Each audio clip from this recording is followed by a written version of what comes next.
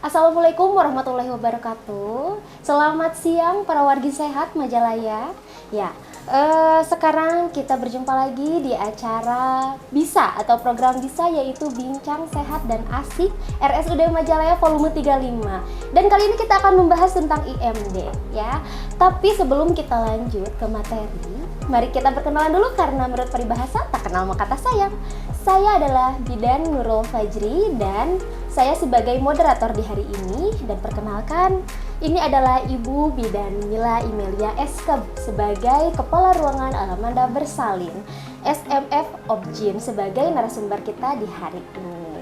Iya, sebisa mungkin untuk para wargi sadayana jangan sampai di skip video ini karena dari awal hingga akhir akan banyak sekali manfaat-manfaat ilmu-ilmu yang bertambah ya untuk menambah wawasan di hari ini.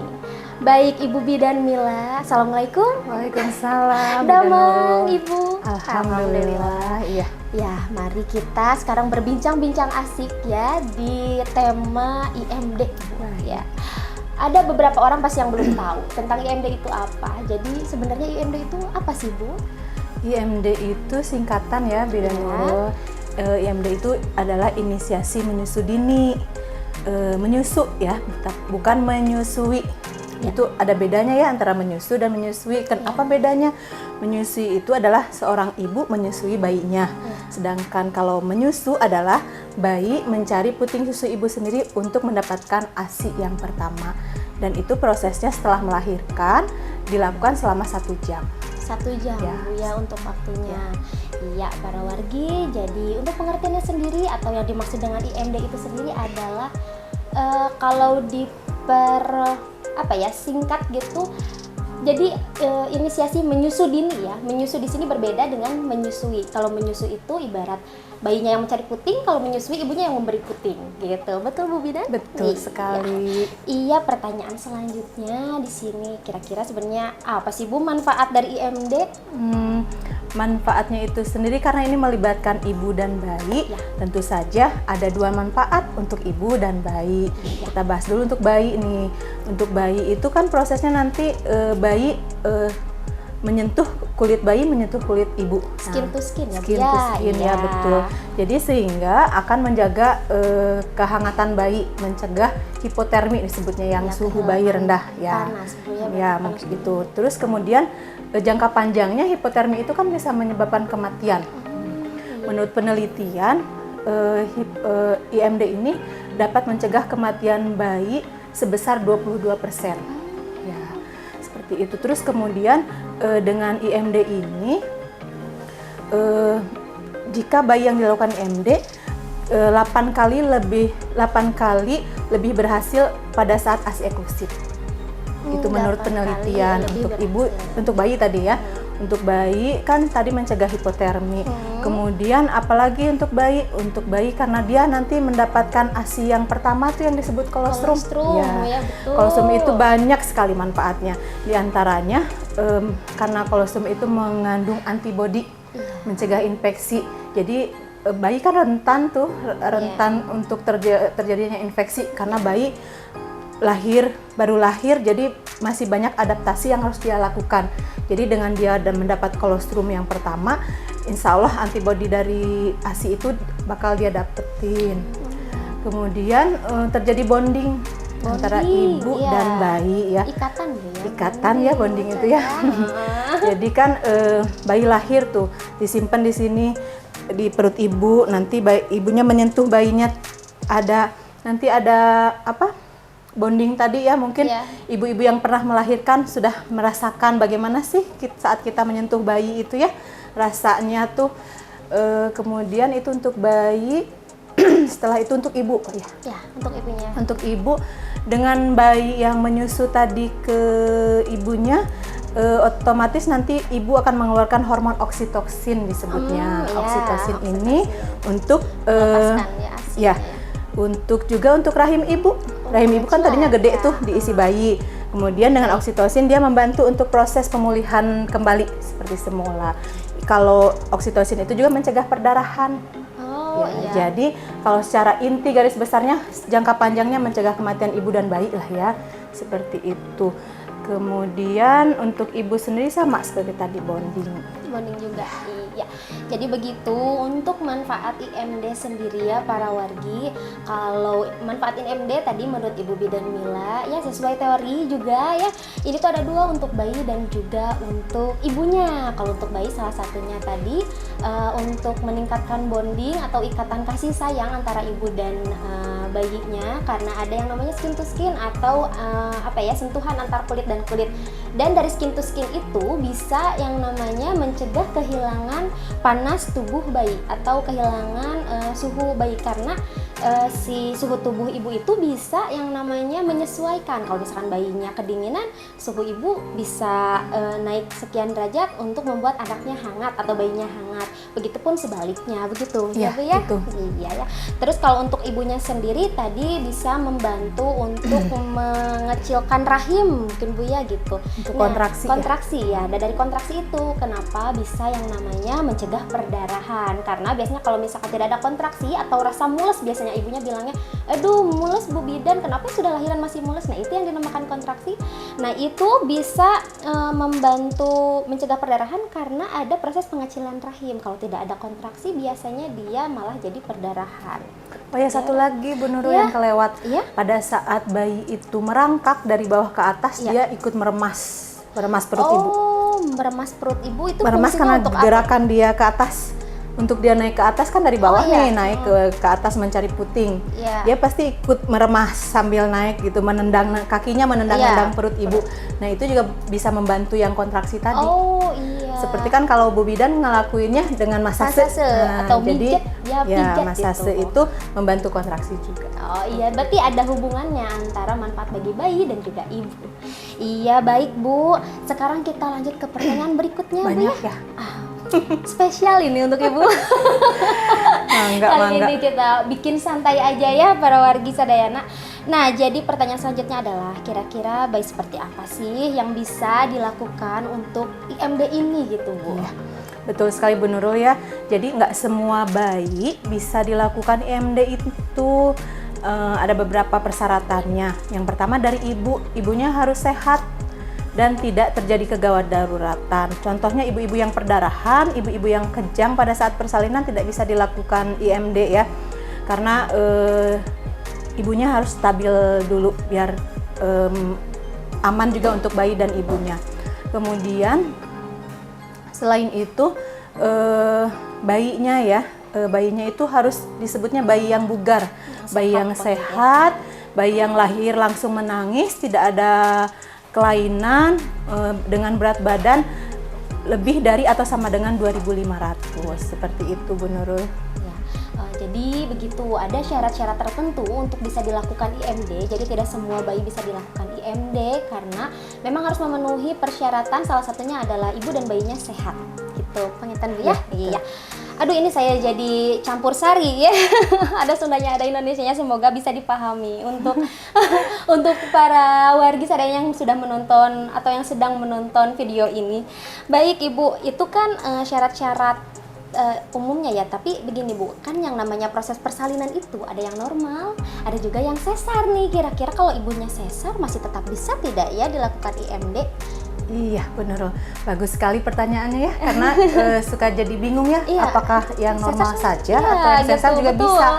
Sebenarnya bisa untuk yang sesar juga. Kenapa bisa untuk yang sesar? Sekarang kan sesar itu tidak hanya yang narkose umum ya, ada narkosenya yang spinal, yang ibunya sadar tuh. Jadi pada saat setelah bayi lahir, bayi tetap disimpan di perut ibu. Ibu tetap bisa megang bayinya supaya aman. Kemudian gimana kan ada luka ya di sini ya, ada luka, bayinya di posisinya agak menyerong. Terus kan prosesnya 1 jam, masa di ruang operasi enggak, kita bisa itu dilanjutkan di ruang pemulihan seperti itu. Jadi jangan ragu, operasi sesar pun bisa tetap kita lakukan IMD. Iya Ibu, begitu untuk untuk syarat-syarat bayi ya, ternyata tidak hanya untuk yang normal saja, lahiran sesar pun alhamdulillah bisa ya dilakukan IMD, asalkan si dedenya sehat, ibunya pun sama. Nah untuk narkose narkosa ibu Bu ya, itu tuh kayak Anestesi ya? ya anestesi itu kayak obat bius ya, obat bius yang dimana kalau sekarang kan memang kalau zaman dulu kebanyakannya obat biusnya yang benar-benar kita total tidak sadarkan diri. Kalau untuk sekarang kan hanya sebagian, biasanya dari pinggul sampai ke bawah yang tidak terasanya. Nah itu bisa dilakukan untuk proses IMD. Iya baik Ibu, sekarang kita lanjut lagi ke pertanyaan ya? pertanyaan berikutnya ya. Iya. Ini kan supaya semakin detail, semakin menambah wawasan para ibu-ibu muda dan para ibu-ibu lah, bukan ibu-ibu muda ya, yang mungkin masih membutuhkan informasi seputar IMD ini. Ya, untuk cara melakukan IMD itu bagaimana sih Bu? Tahap-tahapnya mungkin Ya, ya? iya betul, tahap-tahapnya. Tahap-tahapnya ini kita kebetulan punya bayi, contoh gemoy bayinya. sekali Bu. Jadi nanti pada saat bayi lahir nih, bayi udah lahir, Iya. menangis bayinya. Mungkin dikelola dulu, dibersihkan badan, gitu ya. wajahnya, kakinya, kecuali telapak tangan tidak dibersihkan. Telapak tangannya Ya, tidak tidak dibersihkan. Bayi lahir, kemudian sudah dibersihkan, kemudian tali pusatnya sudah dilepas, sudah digunting sama ibu bidannya. Ibu bidannya akan menyimpan bayinya di atas perut ibu, di sini. Di sini. Ini bayinya kegedean kayaknya ya. Di sini nih. Contohnya ya di sini. Kemudian bayinya tetap dipakaikan topi untuk menjaga kehangatannya. Kemudian tetap diselimuti biar bayi tidak kehilangan panas dari daerah luar di sininya ya. Nih, disimpan di sini, jaga supaya jalan nafasnya tidak tertutup. Harus sedikit dimediakan Bu ya. Ya. Terus pada 30 menit pertama bayi biasanya diem. Belum banyak aktivitas ya. Belum banyak aktivitas. Sekali-kali dia akan memandang wajah ibunya, membuka matanya. Nah, itu tahap pertama. Kemudian setelah itu dia akan mulai menjilat telapak tangannya, mulai mencium dan menjilat telapak tangannya. Kemudian dia akan mencari sumber makanan. Dia tahu sumber makanannya sebelah mana. Kenapa? Karena telapak tangan bayi itu yang tadi yang tidak kita bersihkan, kenapa tidak kita bersihkan? Itu karena aromanya sama dengan aroma puting ibu. Makanya dia tahu sumber makanannya di mana. Nah, mulailah dia menjilat-jilat tuh, mulai menjilat-jilat sedikit demi sedikit dia akan menendang perut ibu, menendang, meremas, naik ke atas. Kalau pernah melihat nih 1 jam itu pasti takjub banget. Kenapa ya bisa gitu ya? Bayi Yang baru lahir bisa sendiri ke atas merangkak gitu. Padahal kan dia nggak tahu ya. Sendiri ke atas. Kalau yang pernah lihat sampai berhasil pasti takjub banget. Terus bayi akan merangkak ke atas. Dia mulai tahu nih putingnya sebelah mana. Dia mulai membelokkan ke kepalanya. Dan karena tadi aromanya sama yang tadi selama dia di dalam rahim, dia akan mulai mengisap puting susu ibu. Nah, pada saat mengisap itulah tadi yang proses ikut membantu mencegah perdarahan pada ibu. Dan ibunya jangan lupa pegang bayinya, biar tercipta bonding juga. Dan supaya tidak jatuh juga. Tidak jatuh juga. Dan perlu diamati juga bayinya aman nggak nih, pernapasannya tertutup atau enggak. Dan tidak boleh dibantu ya, para wargi nggak boleh dibantu ditarik ke atas, enggak. Karena dia secara alamiahnya, naluriahnya nanti dia sendiri ke atas. Ya, mungkin Bu Nurul pernah lihat di ruang bersalin seperti itu ya.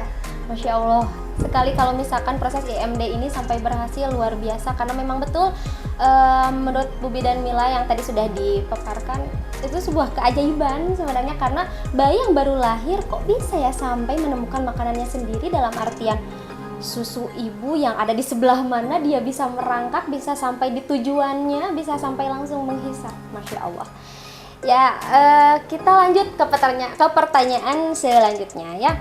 Nah Ibu, ini pasti akan ada pertanyaan-pertanyaan yang bikin, aduh bentar, ini kok IMD yang dibahas ya inisiasi menyusui dini. Tapi sebenarnya itu proses itu kapan? Apakah 1 jam setelah lahiran, atau misalkan setelah lahir bayi langsung maaf ya saya bilangnya teplokan, disimpan di perut ibu, atau misalkan setelah plasenta atau gimana? Nah, saya mohon penjelasan yang lebih detailnya, Pak Hilton gitu ya. Baik nih, proses bayi kan lahir ya, bayi lahir. Setelah itu kan tadi dibersihkan wajah sama badannya. dibersihkan. Kan itu biasanya petugasnya sambil menilai bayi ini layak nggak dilakukan IMD, bayinya sehat tidak, bayinya langsung menangis atau tidak. Kemudian setelah itu bidannya gunting tali pusat nih, gunting tali pusat langsung disimpan ke perut ibu tanpa menimbang dulu, tanpa memberikan asuhan-asuhan yang lain, langsung disimpan karena memang harus 1 jam setelah bayi lahir. Karena menurut penelitian begini Bu Nurul, bayi yang langsung disimpan atas perut ibu sama bayi misalnya udah proses ditimbang dan lain-lain gitu ya, itu keberhasilannya kurang, lebih kecil ya, mungkin, lebih Ibu, ya, kecil persentasenya, ya. karena proses beberapa menit, 40 menit pertama kelahiran itu adalah refleks hisap bayi yang terbaik. Untuk selanjutnya dia akan berhenti dulu refleks hisapnya. Makanya kan kalau bayi setelah 1 jam kadang bayinya belum mau menyusu ya. Iya. Ya, karena itu dari teorinya itu 40 menit pertama itu adalah fungsi hisapnya yang paling baik pada bayi. Jadi begitu. Dan disimpan selama 1 jam. Kalau misalnya bayinya ternyata sebelum 1 jam, ada nggak yang bisa berhasil? Ada. Yang berhasil langsung sebelum 1 jam ada. Tapi kalau sudah berhasil, misalnya 40 menit berhasil nih mencapai puting susu ibu, tetap dibiarkan selama 1 jam. Oh ya, berarti batasannya 1 jam ya para wargi. Nah itu dia, berarti setelah lahir bayi, setelah dipotong ininya bisa langsung dilakukan IMD, tidak perlu menunggu ini bayi udah lahir, plasentanya belum, tunggu dulu plasentanya lahir, atau misalkan dilakukan penimbangan atau dan lain-lainnya, tidak perlu menunggu seperti itu. Jadi setelah bayi lahir intinya sudah dipotong, sudah dihangatkan ya, dibersihkan dari cairan ketuban misalnya atau ada darah, tapi tanpa membersihkan tangannya ya, telapak tangannya bisa langsung disimpan di bagian perut ibu untuk dilakukan IMD. Betul ya Bu ya? Iya. Nah ini masih ada ini lagi Bu nih yang masih ada selusin, masih ada. Ya kita lanjut Ibu. Jadi sebenarnya faktor yang menentukan keberhasilan dari IMD itu apa saja sih Bu? Tentu saja harus ada faktor-faktor yang penentu ya keberhasilan, nggak mungkin hanya berjalan begitu saja. Yang paling penting, yang paling pertama tenaga kesehatannya ya, karena ini butuh bantuan dari tenaga kesehatan. Tenaga kesehatannya harus sabar karena prosesnya kan 1 jam tuh, apalagi di rumah sakit. Petugas bayi kan biasanya set gitu ya, jadi perlu kesabaran, perlu motivasi juga tenaga kesehatannya. Kemudian setelah itu dari ibunya sendiri. Ibunya juga berbeda mungkin ya, kalau ibu yang udah tahu apa sih itu MD sama yang belum. Kalau yang udah tahu manfaatnya, fungsinya buat apa, dia pasti lebih excited, lebih semangat untuk melakukan IMD. Kemudian kan ada penelitian tuh, pengetahuan mempengaruhi sikap ya. Oh iya. Ya. Makanya jadi harusnya diedukasi selama pada saat kehamilan atau kehamilan trimester terakhir lah ya. Nanti biasanya kita dilakukan IMD. Jadi atau pada saat awal persalinan dikasih tahu nanti gini manfaat IMD. Terus dikasih tahu jangan sampai nanti bayinya lahir taplokin ke perut, ibunya kaget. Apa itu katanya gitu kan ya? Iya, betul. Jadi tadi tenaga kesehatan, kemudian ibunya sendiri, dan klinis dari ibu dan bayinya. Ibunya harus sehat, bayinya harus sehat, seperti itu. Iya. Jadi saya punten Bu ya, izin rangkum ulang. Jadi seperti yang Ibu Bidan Mila tadi paparkan, kalau untuk apa? Jadi saya lupa. Untuk faktor penentu ya, penentu keberhasilan. Penentu keberhasilan IMD itu ada beberapa faktor kan tadi. Jadi ada yang tadi Ibu Bidan Mila sebutkan seputar ibunya juga ya, tentang ibunya takutnya kaget. Nah gini, pasti akan ada jadi pertanyaan lanjutan dari para wargi, kok bisa kaget, kenapa kaget gitu ya, padahal kan itu anak sendiri nih.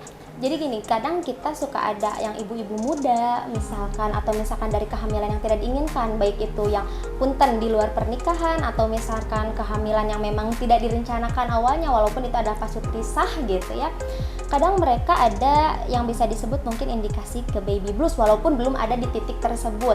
Baby blues itu kayak yang penerimaan terhadap bayinya tuh kurang gitu. Nah akhirnya pada saat bayi lahir coba diteplokan langsung gitu ya, atau disimpan langsung di perut ibu tanpa ada istilahnya pemberitahuan terlebih dahulu, kadang memang itu membuat ibu menjadi kaget. Karena saya sendiri pernah menyaksikan sendiri di ruangan, ada ibu yang bisa diindikasikan mungkin mengarah ke baby blues, walaupun itu baru lahir ya, belum bisa dikatakan positif baby blues. Cuman karena memang dari awal di anamnesis nih Bu ya, maksudnya ditanya-tanya ternyata itu memang kehamilan yang tidak diinginkan. Ya, tidak diinginkan, tapi memang mereka pasutrisah gitu. Jadi si ibunya, aduh saya belum siap mungkin nah ya. itu belum siap maksudnya ya, belum siap. Akhirnya pada saat bayi lahir disimpanlah kita, karena kondisi ibunya kita lihat baik. Setelah disimpan ternyata ibunya kaget, ada kayak seolah-olah penolakan gitu. Jadi itu maksudnya para wargi ya. Nah, Bu Bidan, saya punya satu pertanyaan lagi. Ini datang dari Instagram. Iya. Boleh terakhir, kasihan Bu Bidannya ya. Ini terakhir ada dari Instagram Endes S Rahma ya. Katanya gini, Bu Bid, dari anak pertama sampai anak kedua kenapa ya kok ASIku seret? Si putingnya juga nggak nonjol gitu loh, malah masuk ke dalam, jadi mungkin putingnya tenggelam itu ya. Iya, banyak faktornya kalau ASI seret ya. Yang pertama mungkin dari puting yang tenggelam itu bisa mempengaruhi, karena kan ASI itu semakin dia sering dihisap semakin banyak produksinya, seperti itu.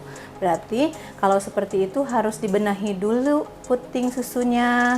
Nah, gimana caranya pada saat kehamilan kalau kontak dengan tenaga kesehatan, bidan atau dokter, udah diutarakan nih putingnya masuk, nanti ada treatment yang biasanya dilakukan pada trimester terakhir ya, yang ditarik putingnya terus nanti didorong. Itu udah mulai dilakukan dari trimester terakhir, jadi rutin untuk membantu. Terus misalnya udah dilakukan rutin nggak bisa, biasanya bidan suka mencoba ditarik pakai spet seperti itu ya. Itu faktor pertama yang ASI seret tadi kan, kalau semakin sering dihisap semakin banyak produksi ASInya. Selain itu faktor nutrisi juga harus diperhatikan. Kebutuhan nutrisi ibu menyusui itu lebih tinggi daripada ibu hamil, daripada ibu-ibu biasanya gitu ya. Jadi harus banyak sayuran, buah-buahan. Kemudian faktor yang paling sering penentu banget nih, psikologis, nggak boleh stres ibu-ibu teh. Mungkin kalau anak pertama ada stres, kurang dukungan misalnya dari suami atau dari lingkungan, itu perlu, makanya ibu-ibu yang melahirkan itu perlu sekali dukungan ya. Karena memang kan ada tuh tahap-tahap psikologis yang akan dia lalui ya, taking in, taking hold, letting go gitu ya. Jadi tahap pertama dia masih memperhatikan dirinya sendiri, makanya kenapa dia memperhatikan diri sendiri, makanya perlu dukungan. Nah, seperti itu. Terus kalau ibu-ibu yang misalnya merasa tertekan, bisi ayahnya Bu Nurul itu bisa ikutan ketawa nih. Itu mempengaruhi ASInya juga. Seperti itu. Kalau ngomongin ASI ya Bu Nurul panjang. Barangkali ya mudah-mudahan kedepannya ada waktu lagi bisa bertemu dengan ya tema yang lain gitu, barangkali misal satunya ASI, tapi untuk saat ini kita bahas IMD dulu aja ya. Jadi itu ya Bu ya, ternyata karena putingnya tenggelam, bisa juga mungkin karena kurang dibersihkan juga Bu ya. Kadang kita sudah prepare dibersihkan dari kehamilan trimester akhir ya. Itu juga harus diperhatikan. Nah, saya juga pernah baca kalau untuk izin menambahkan tidak apa-apa Bu ya. Kalau untuk sayuran-sayuran itu memang diutamakannya ya, sebenarnya semua sayuran baik ya, harus, karena kan mengandung vitamin-vitamin, mineral yang maksudnya berbeda-beda tiap sayuran itu. Tapi yang memang lebih diutamakan yang mengandung laktogenesis gitu, kalau nggak salah ya. Laktogenesis itu ada di sayuran-sayuran daun hijau biasanya, makanya kan daun katuk yang gitu. Nah, ibu-ibu itu kalau sudah melahirkan suka banyak Bu kalau dikit mitos-mitos ya. Nah, makanya jangan terlalu didengar, bukan tidak boleh ya, tapi kebanyakan sih kalau untuk makanan tidak ada pantangan. Makanan justru diutamakan untuk yang proteinnya tinggi, kemudian untuk yang sayuran mineral kayak gitu itu diutamakan begitu ya. Sudah saja Ibu sebegitu begitu saja Bu ya. Ada lumayan ya pertanyaannya, tapi semoga tidak kapok untuk berbincang-bincang dengan saya ya di program Bisa ini. Nah, para wargi Sadayana, sekian program bincang-bincang di program Bisa ini ya, bincang sehat dan asik volume 35 dari kami berdua. Semoga kita bisa bertemu lagi di lain waktu. Wassalamualaikum warahmatullahi wabarakatuh.